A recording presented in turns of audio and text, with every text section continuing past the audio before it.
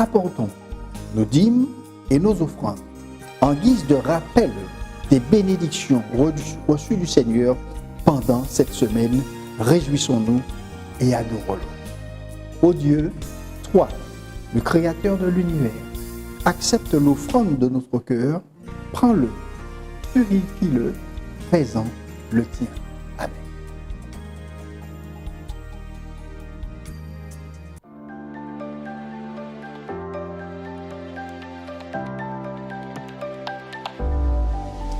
Bonjour, chers internautes et chers auditeurs. Avant de commencer, je vous invite à prier. Seigneur, alors que nous allons ouvrir ta parole, viens nous bénir, viens au milieu de nous. Amen. Je l'ai vu venir, il marchait rapidement. Je savais, ou plutôt je sentais qu'il venait vers ma maison. Et je me suis retirée en hâte de la fenêtre pour qu'il ne m'aperçût pas. Car je n'étais pas sûre que je lui ouvrirais. Ces visites produisent sur moi une impression double, contradictoire. Nous nous connaissons bien longtemps, depuis bien longtemps. Il y eut des temps où nous étions intimes, puis nos rapports se sont espacés.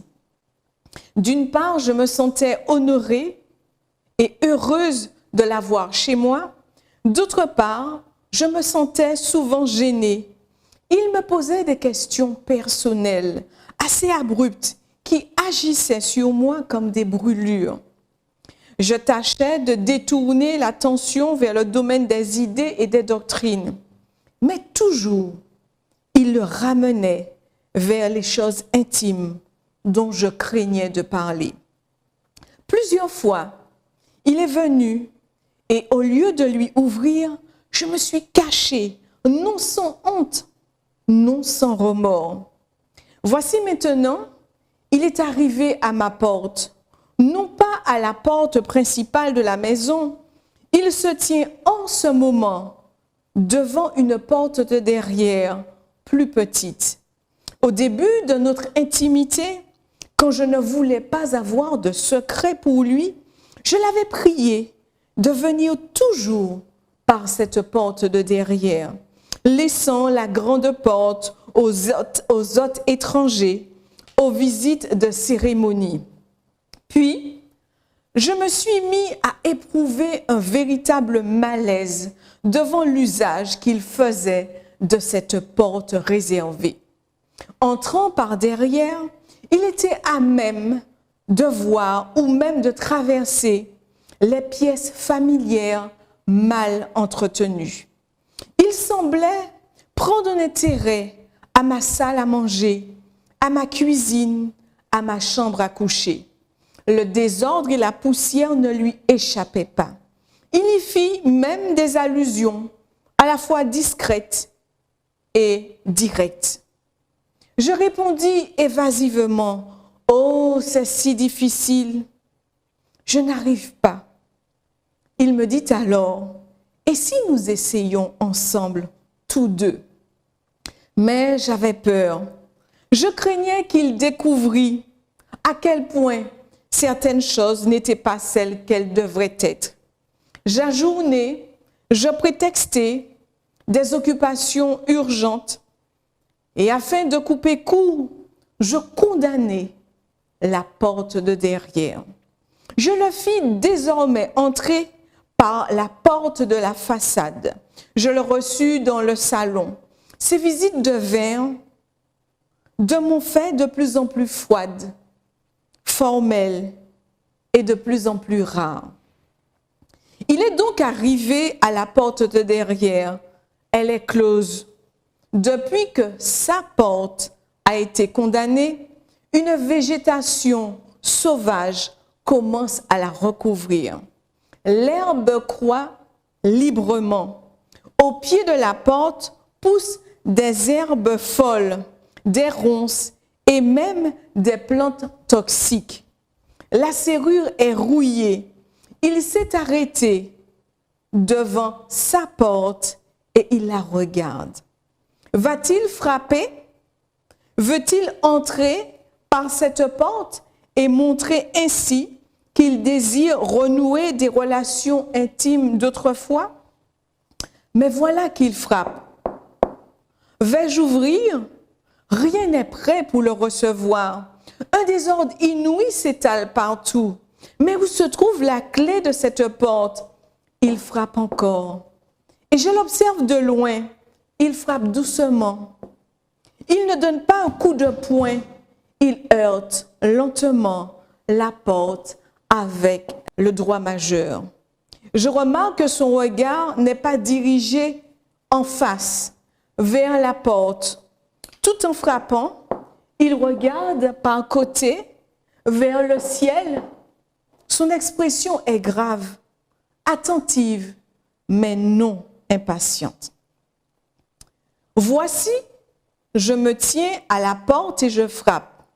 Si quelqu'un entend ma voix et ouvre la porte, j'entrerai chez lui, je souperai avec lui et lui avec moi. Aujourd'hui, notre réflexion porte sur le texte d'Apocalypse 3, verset 20, texte que nous venons de lire. Nous ferons une étude et notre objectif, c'est de découvrir quel message Dieu a pour moi, quel message Dieu a pour toi. Considérons d'abord le contexte du texte d'Apocalypse 3, verset 20. Le texte d'Apocalypse 3, verset 20 s'inscrit dans la lettre adressée, écrite à l'ange de l'église de Laodicée. Après un appel à la conversion, Jean, le disciple exilé, met dans la bouche du témoin fidèle les paroles suivantes. « Voici, je me tiens à la porte et je frappe. Si quelqu'un entend ma voix et ouvre la porte, j'entrerai chez lui, je souperai avec lui et lui avec moi. Voici, je me tiens à la porte et je frappe, dit le témoin fidèle. Ici, on ne sait pas depuis combien de temps le visiteur divin se tient à la porte. La durée n'est pas précisée. De plus, le verbe « se tenir » dans l'original grec est employé à un temps où l'action est mise en évidence.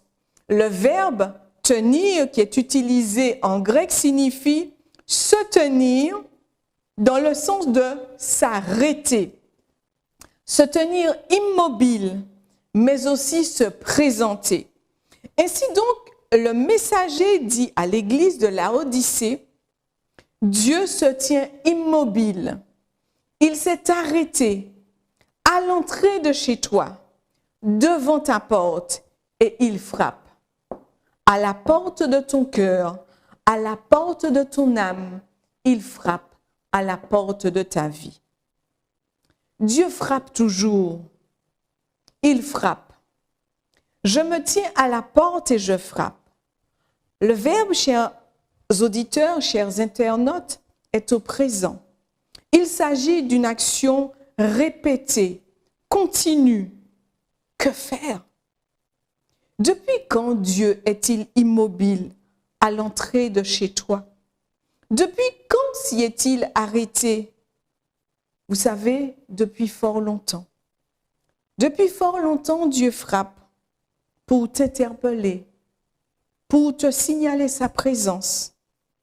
Par un signal sonore, il frappe. Entends-tu son appel? Vous savez, Dieu est un visiteur respectueux. L'amen, le témoin fidèle, n'enfonce jamais la porte. Il ne défonce pas non plus la porte, mais il frappe et il entend. Chers amis, l'appel de Dieu traverse le temps, de la Genèse à l'Apocalypse. Ces appels se font entendre depuis l'époque de l'Éden. Dans Genèse 3, verset 9, après que Adam et Ève aient mangé du fruit défendu, Dieu appela Adam et Ève en leur disant « Où es-tu » Cet appel de Dieu avait pour but d'interpeller et de situer Adam et Ève. D'autres textes parlent de cet appel de Dieu cherchant à atteindre l'homme. La Bible dit dans Genèse 4, verset 9, que quand Dieu a vu l'attitude hostile, l'air abattu de Caïn, Dieu l'appela et lui dit, « Pourquoi es-tu irrité? Pourquoi arbores-tu un air sombre? » Un appel qui interpelle Caïn, qui lui permet d'entrer au plus profond de son cœur afin de découvrir les sentiments qui l'habitent. Quand Agar fuyait loin de sa maîtresse, Dieu l'appela. Agar, servante de Saraï, d'où viens-tu et où vas-tu? Et ceci se trouve dans le livre de la Genèse au verset 8 du chapitre 16. Alors que le jeune Samuel était dans le temple, Dieu va l'appeler. Cet appel de Dieu fut ainsi, Samuel, Samuel. Et cela se trouve dans 1 Samuel 3, verset 10. Je pense aussi à un autre homme, Saul de Tarse. C'était un jeune pharisien rempli de zèle, rempli d'ardeur. Un jeune homme convaincu de la cause qu'il servait. Dieu l'appela, « Saul, Saul, pourquoi me persécutes-tu » Acte 9, le verset 4. Et durant tout son ministère, Jésus a appelé les pécheurs, les invitant à venir à lui. Aujourd'hui, chers internautes, chers auditeurs, Dieu se tient à la porte de ton cœur, à la porte de ton âme, et il frappe. Entends-tu cet appel de Dieu qui signifie « Où es-tu? Où te situes-tu? Es-tu en fuite? Où vas-tu » Que vas-tu répondre à cet appel de Dieu? Poursuivons. Le témoin fidèle ajoute « Si quelqu'un entend ma voix et ouvre la porte ». En d'autres termes, si un jeune homme, une jeune fille, un homme, une femme, un enfant, une personne âgée, un riche, un pauvre, un malade, un sans domicile fixe, si cette personne entend, c'est-à-dire que si cette personne est dotée de la faculté d'entendre, si cette personne possède la faculté de percevoir le sens de ce qui est dit, si cette personne a la faculté de comprendre, de consentir, d'acquiescer, d'obéir. La Bible présente justement ceux qui ont entendu cet appel de Dieu, ceux qui ont entendu la voix de Dieu, ceux qui ont aussi ouvert la porte de leur cœur. Je pense à Abraham qui a entendu l'appel de Dieu et qui a ouvert la porte de son cœur. L'Éternel va dire à Abraham dans Genèse 12, verset 1, « Quitte ton pays, ta patrie et ta famille et va dans le pays que je te montrerai. » Abraham, nous dit le texte, partit conformément à la parole de l'Éternel. Et Lot partit avec lui. Abraham, au moment de ce fait, était âgé de 75 ans lorsqu'il quitta Charan. Abraham prit sa femme Saraï, nous dit le texte, et Lot, le fils de son frère. Il prit aussi tous ses biens et les serviteurs dont il était devenu propriétaire à Charan. Ils partirent pour se rendre dans le pays de Canaan et ils y arrivèrent. Abraham a entendu l'appel de Dieu. Il a entendu que Dieu frappait à sa porte. Il ouvrit la porte de son cœur et il partit vers un pays que Dieu lui montrerait. Je veux aussi parler de Simon, André, Jacques. Ils entendirent eux aussi l'appel de Jésus et ils ouvrirent la porte de leur cœur. La Bible déclare dans Marc 1, les versets 16 à 20, « Comme ils passèrent sur le bord de la mer de Galilée, il vit Simon et André son frère. Ils jetaient leurs filets dans la mer car c'étaient des pêcheurs. Jésus leur dit, comme il marchait le long du lac de Galilée, il vit Simon et André, frères de Simon, qui jetaient un filet dans le lac. C'étaient en effet des pêcheurs. Jésus leur dit, « Suivez-moi, et je vous ferai des pêcheurs d'hommes. » Aussitôt, nous dit la Bible, ils laissèrent leur filet et ils suivirent. Il alla un peu plus loin et vit Jacques, fils de Zébédée, et son frère Jean, qui étaient eux aussi dans une barque, et réparaient les filets. Aussitôt, il les appela, ils laissèrent leur père Zébédée dans la barque avec les ouvriers et le suivirent.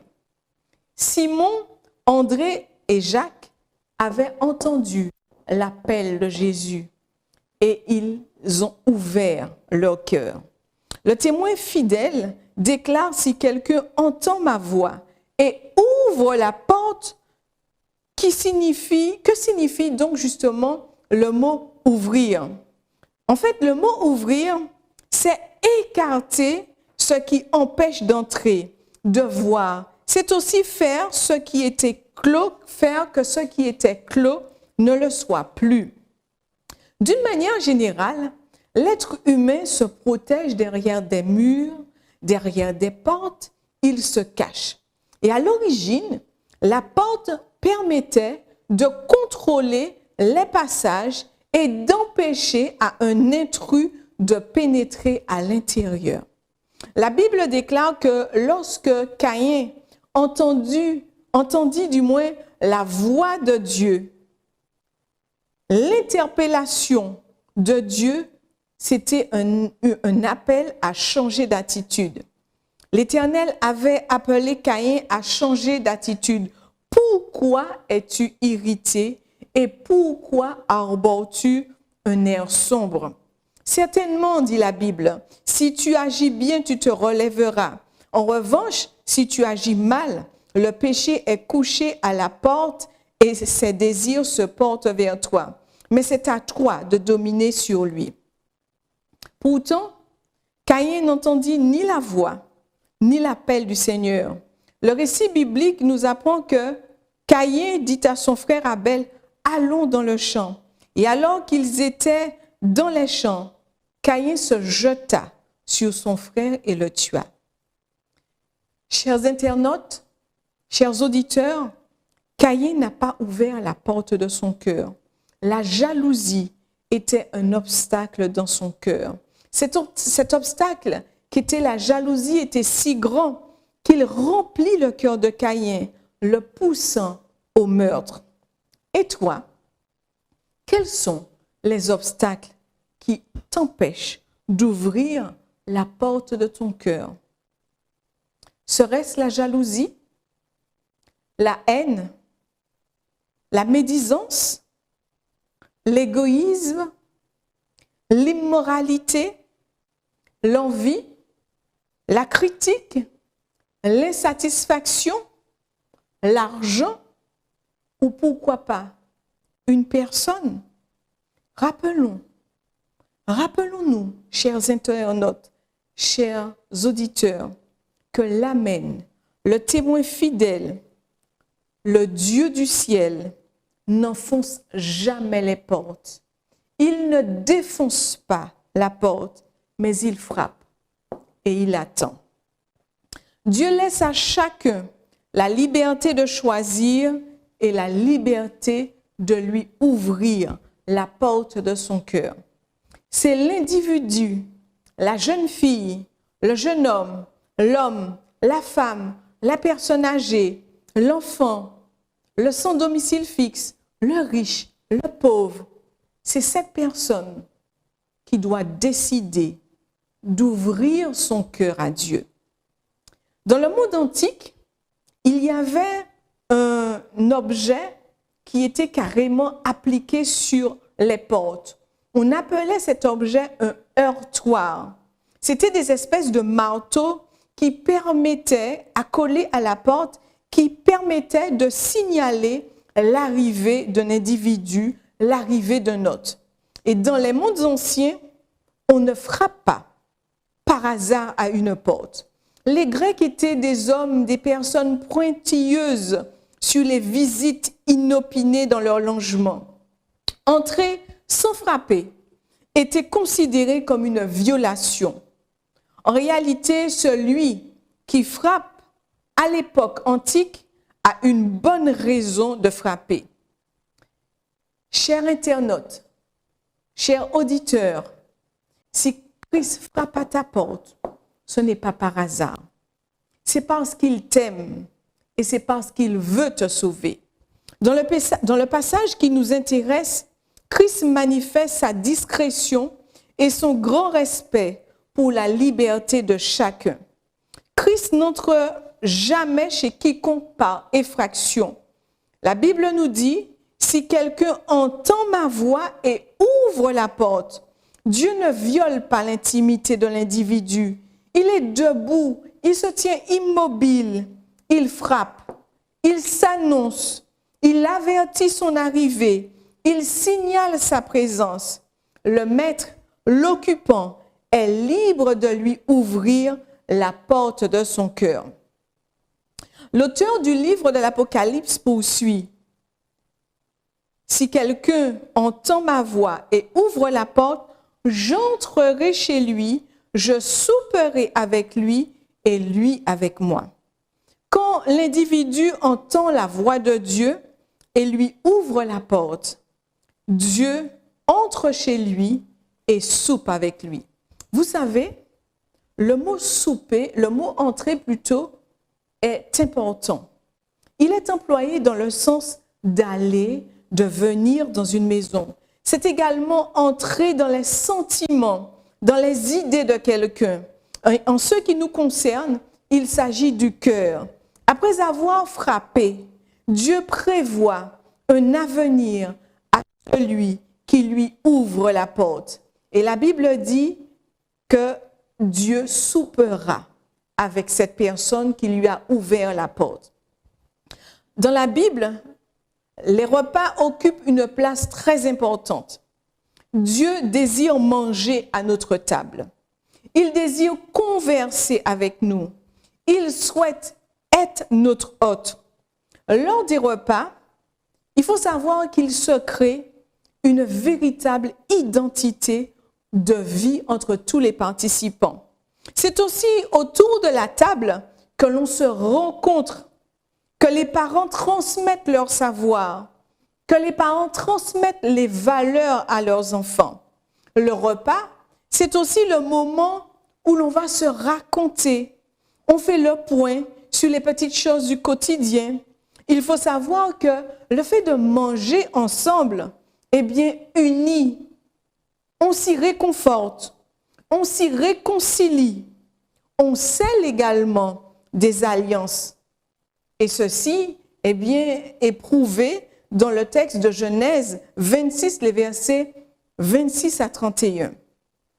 Il y a des sociologues qui déclarent que des relations s'établissent lorsque l'on mange ensemble. À tel point que certains sociologues ont mené une enquête auprès d'un échantillon d'individus.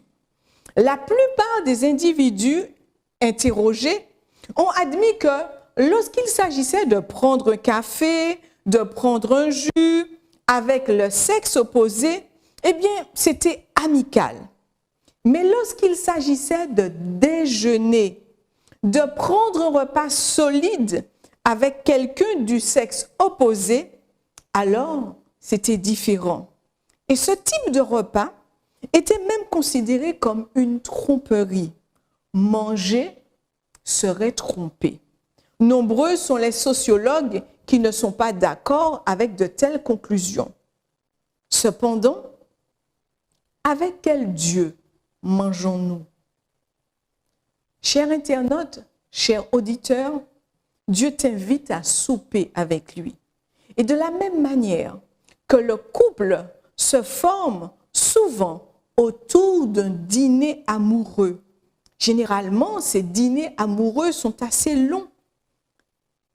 C'est dans ce cas-là, dans ce cadre d'un dîner amoureux, où on est face à face, on est yeux dans les yeux, C'est au cours de ce repas que généralement, eh bien, il y a des déclarations d'amour, il y a des engagements qui s'y produisent.